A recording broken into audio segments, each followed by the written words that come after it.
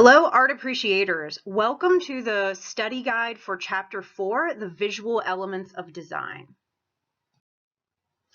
Listed here are all of the elements of design. They're in blue, and then the words that are coming out for them are key terms that are associated with each of the elements of design.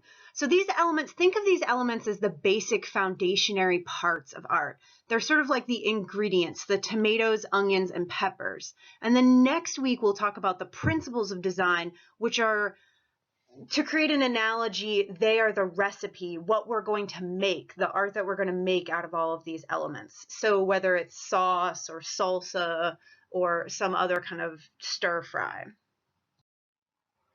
All right, before we start diving into the elements of design, I want to touch on this week's class discussion. So some art from the 19th century is called social realism because it brought attention to specifically plights of the working class at that time, but it just raised awareness about social issues at large. So I want you to think of an example and do a little research on an example of art that raised public awareness of a social problem. This can be a contemporary social problem or a historical one. You're more than welcome to look at the past. That might actually be easier because one of the things I want you to do is be specific, identify the social problem, and try to identify how the message was expressed. Did it offer a solution? Was it successful in changing anyone's mind or attitude about the social problem? So I definitely am looking forward to reading you guys' discussion posts about this. Remember that these are worth 1% of your final grade. All right, let's jump right into the elements of design. First is line, contour, and outline are two distinct types of line. To see the example, or to see an example of the difference between contour, line, and outline, this example is from your book. It's figure 4. This is Flowchart for the Perfect Ride. It's an animation sequence. If you look here at this cowboy's leg, you're seeing a outline. This is distinguishing one object from another object in a work of art. A good place to see contour line is this bull's face and neck area.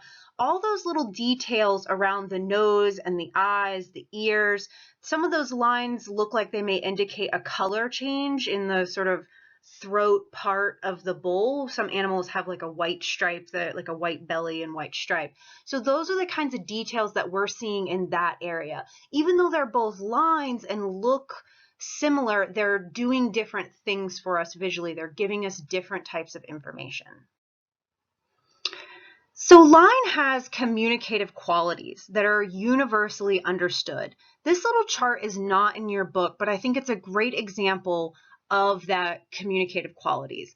So vertical lines are going to communicate a sense of stability and authority. It's not by accident that many of our government buildings, libraries, museums, oftentimes will have those vertical pillars in front of them that communicates that sense of strength and stability. Horizontal lines are going to communicate the sense of calm and peace, and diagonal lines are often going to communicate action or drama. Definitely keep that in mind as we go forward. Keeping on the note of directional line and how it influences what was communicated to us, I wanted you guys to look at the Biglin Brothers Racing from 1873. This work is 4.6 in figure 4.6 in your book. So what are the lines communicating in this? Is there a sense of authority and stability? Is there a sense of peace and calm? Is there any action or drama? And where are those elements? Once the image is broken down and we can see these lines more clearly, we see that this artwork is dominated by horizontal lines, creating that sense of peace and calm. This river or lake does not look like it is in any sort of rapids or fast moving. The clouds and then the boat oar are at the same diagonal angle, but it is a very low diagonal angle, implying that these guys they don't appear to be rowing hard and fast and furious. There's this sort of a leisure activity and a leisurable image. It has a sense of peace and calm with a slight amount of action. Next, we're going to talk about directional line and how it can lead your eye through an artwork. A line doesn't always have to be clearly defined.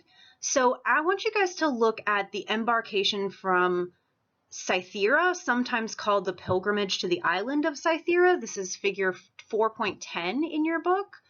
And I want you to pick out the line that your eye follows. It's an interrupted line, meaning that it's broken down. Here we can see a linear analysis of the same painting. So how all the figures are arranged leads your eye through the artwork, both forward and backward. So if you start in the front and move your eye back, and then you can kind of follow that same line forward again. Shape and mass. Shape and mass are not complementary terms, but they go together, and that's why we're talking about them together. So shape is a two-dimensional form that occupies an area of an artwork or an area of defined boundaries, and then a mass is a three-dimensional form that occupies volume in our space, in real space. So there are two broad categories of shape and mass, geometric and organic. Geometric forms can be mathematically defined, while organic forms are irregular and found in nature. As we look at this work, The Raven and the First Men, this is figure 4.12 in your book, we see organic lines, we see a little bit of geometric lines. We know that this is a mass, it's a form in the round. Okay, shape and mass. Here we're going to talk about figure and ground. So as we understand shapes in 2-dimension and in 3-dimension, there's sort of this idea of the positive shape and then the negative area around it, which is sometimes considered a background. This image is not in your book, but I think it's a really good example of the figure-ground relationship. As we look at the bottom of the image, we see that fish is the figure, the black is the background. As our eye moves up the image, the background or the ground and the figure sort of change positions. M.C. Escher was really interested in the relationship between figure and ground. Shape and mass. Just like there's implied lines, like when we looked at the art, the embarkation from the island of Cythera, we saw that there was this implied line that went through the artwork. So shapes can be implied just in the same way. They don't have to be a unified shape or a unified outline that defines a shape. This is a good example of that. This is Madonna of the Meadows. This is a high Italian Renaissance work by the artist Raphael. We can kind of see that there is this triangle that's implied. If we look at the top of Mary's head and go down to her foot, over to the foot of John the Baptist and back up, there's this triangle that's created. That is underlying in the artwork intentionally. It references back to the Trinity, this idea of 3 as a sort of holy number or a holy ideal. Light or value. So light is how we look at the world. It's how we understand the world. It's how we understand space in 3-dimension, oftentimes how we understand depth a lot. So value is the art world's term for light. It's relative to light and darkness. We can see this little value scale down here at the bottom. So as artists use light, there are 2 different kinds. There's actual light, which is existing light in the room that you're sitting in right now, anything like that. And then the illusion of light can create the illusion of a 3-dimensional mass on a 2-dimensional surface. So turning a shape like a circle into a sphere. This is is really apparent how artists do this, how they use light to create the illusion of 3 dimensions in this work by Leonardo da Vinci. This is the Virgin, Saint Anne, the Christ Child, and young John the Baptist. It's figure 420 in your book, and it's also from the High Italian Renaissance. So as we look at the women's faces, they have a sense of 3-dimensionality. There's a sense of depth between their eyes, their cheekbones, their necks, and smiles. As we look down the image, you can see that sense of depth, as the artist is not paying as close attention to the light anymore, that sense of depth kind of fades away, and their feet look more flat. They do not look 3-dimensional. I'm introducing 2 vocabulary words here. First is chiaroscuro. That's how that's pronounced. It's the Italian for light and dark contrast of shadow.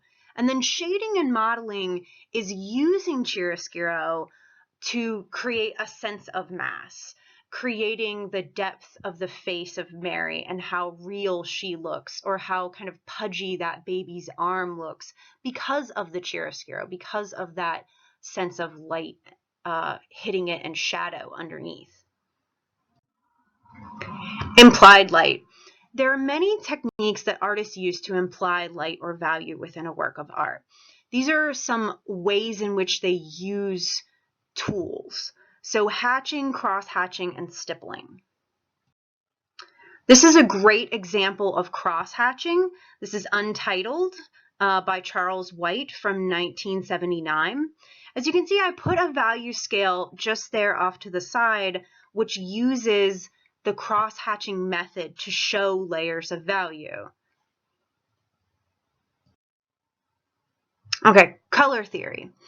So this is the color wheel. You're probably familiar with this if you took any elementary school art, right? So I wanted this slide and the next slide are just sort of bolding out or reinforcing a lot of the vocabulary words that go along with light, because it is a very vocabulary heavy element of design. These are, again, a lot of those color vocabulary words. One thing that I want to point out is they're in an order intentionally, so you need to understand what a hue is to understand what complementary colors are. So those are hues that are directly opposite from each other on the color wheel. When you think about hue, try to think about that basic crayon color, right? The one that you understand or think of as red, blue, or green from the limited color palette of a basic box of crayons. Okay, let's think about figure 4.35, Edvard Munch's The Scream from 1893. So this artwork uses a complementary color palette, right? We have the blue and orange, the blue of this sort of ocean scene, and then the red orange of the sky, right? When those colors are next to each other, it sort of creates a vibration in our eyes. It's naturally occurring. Anytime we see those together, there's sort of this vibration because they're opposites of each other, because they're complementary. So that color choice, coupled with the dramatic diagonal line of this fence railing behind the sort of main character in the front, accompanied with sort of the sketchy quality of the line work, that all creates this sense of motion and vibration within this artwork. It gives you, the viewer, a sense of angst and unease, which is essentially what Edvard Munch is trying to communicate to you. Edvard Munch's choice of orange and blue in the artwork The Scream is a good example of the emotional effects of color. Color affects everyone on an emotional level. It is both personal and culturally understood. And since color can elicit different emotional responses, each person has to interpret that differently. But there are some universal ways of using color. Let's look at that more in depth. Okay, so still talking about the emotional effects of color. Let's look at Vincent van Gogh's The Night Cafe. This work is not in your book, but we're going to break its color theory down. So what are the main colors? What is their intensity? How are they affecting your feelings. Basically, I want to know, do you want to go to this place? Do you want to spend a significant amount of time in the night cafe? And why do you think Vincent van Gogh portrayed it in this way?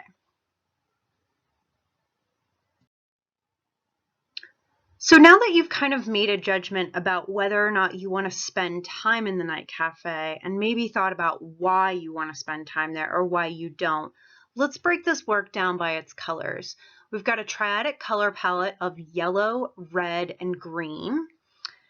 So let's start at the top. There's this sort of green color at the top, which is our eye doesn't rest up there because that red band that goes around the room kind of pushes that green up almost out of our sight. And then most of this artwork is dominated by this yellow color. There's a little bit of green of that pool table, but still, even that green color seems to be almost overwhelmed by the yellow of the floor and this surrounding band here in the center. If you look at the patrons, they don't seem to be interacting with each other. There is that pool table in the center, but nobody's playing pool.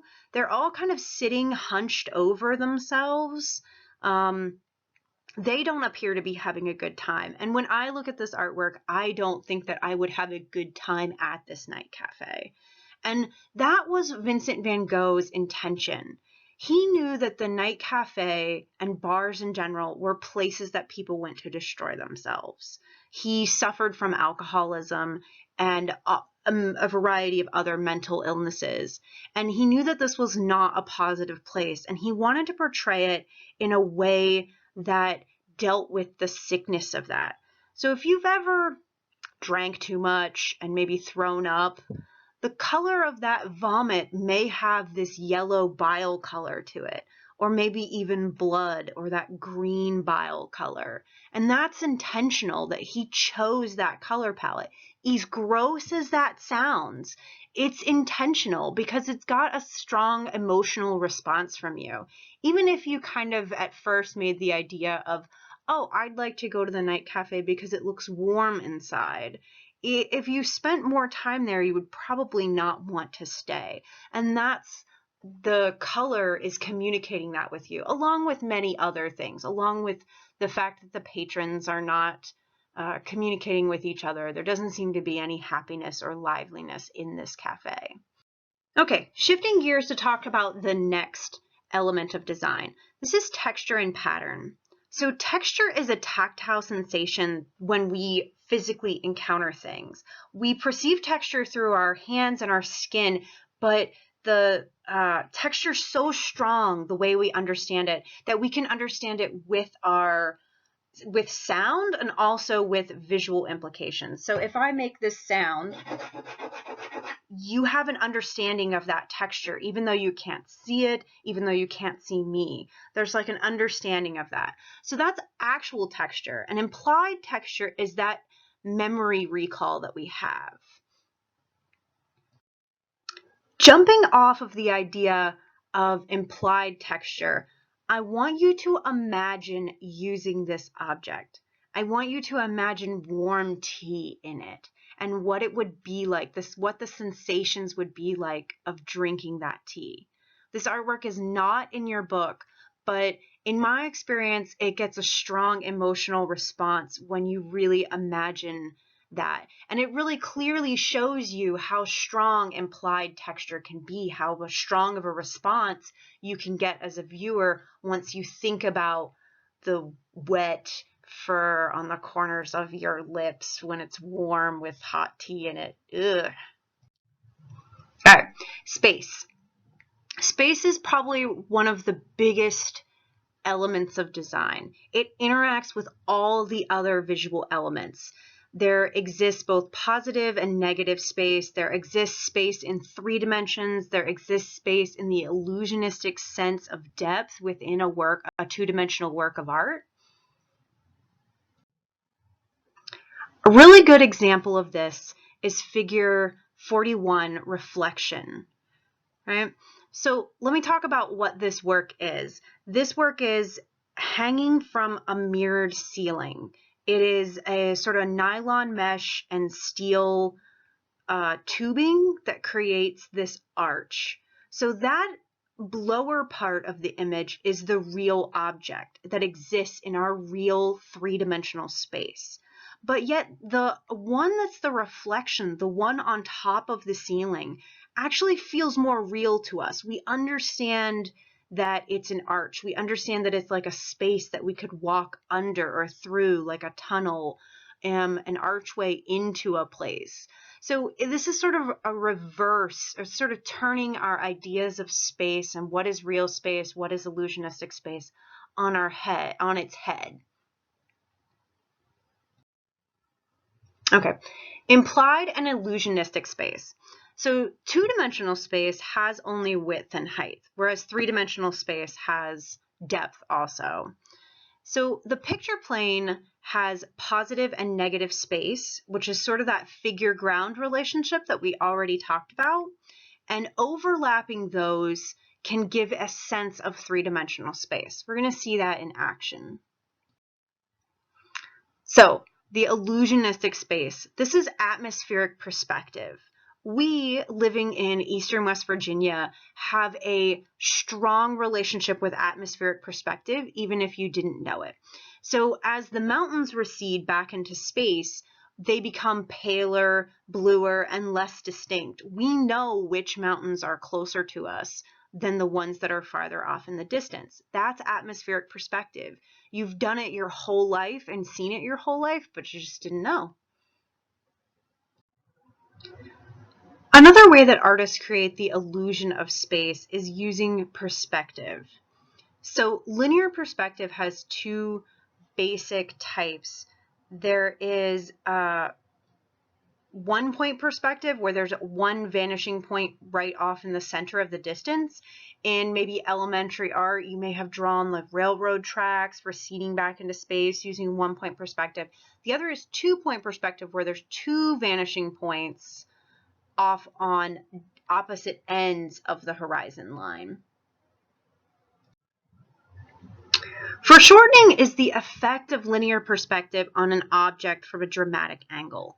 We have this thing called the cone of vision, which is the area that we can see. When something is coming directly into our cone of vision, it has a strange perspective. As we can see in this image from your book, Figure 46, The Groom and the Witch, this man's perspective would be completely different if we looked at him from an upward perspective, if we were sort of the point of view was above.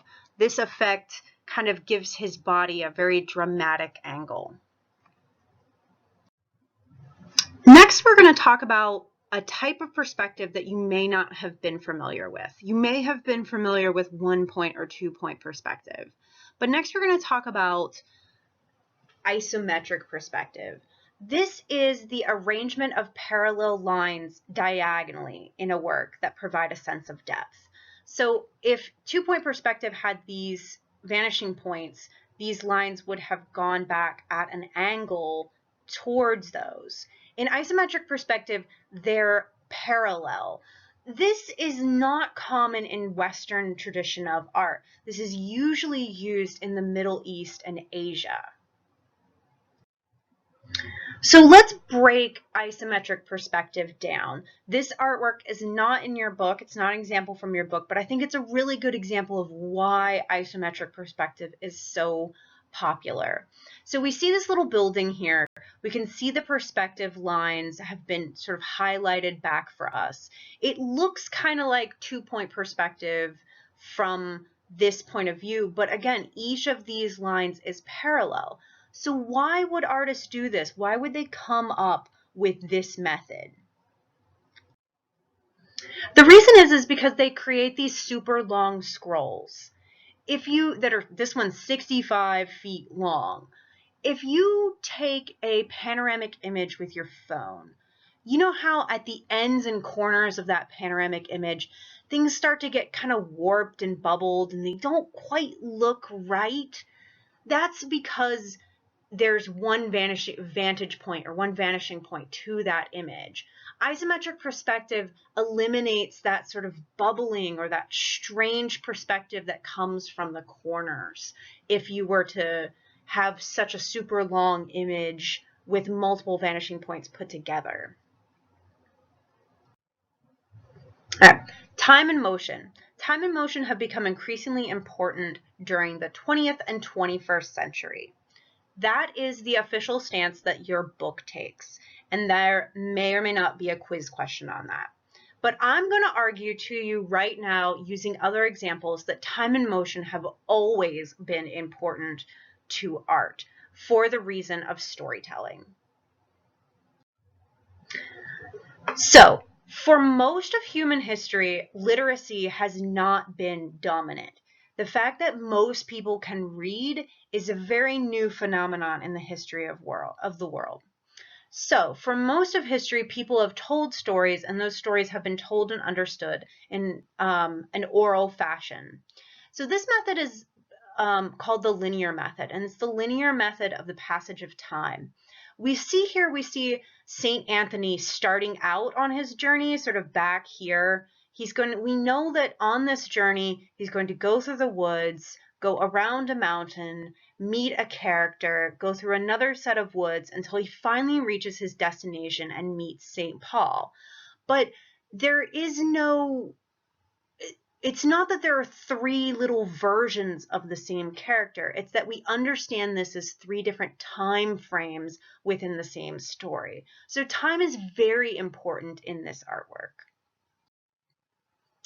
This artwork is also not in your book. This is Implied Motion.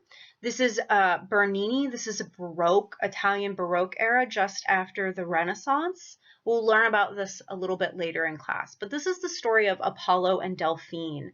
And this is Implied Motion. We know that this is a very dramatic moment in the story. We see all kinds of directional line, right? They're all diagonal directional lines going up and down, sort of drawing our eye through the artwork in a zigzag pattern, right? Adding to that implied motion and that implied drama and action that's happening in this scene, in this story. So at this moment, Apollo is about to catch Delphine, but she turns herself into a tree to escape him.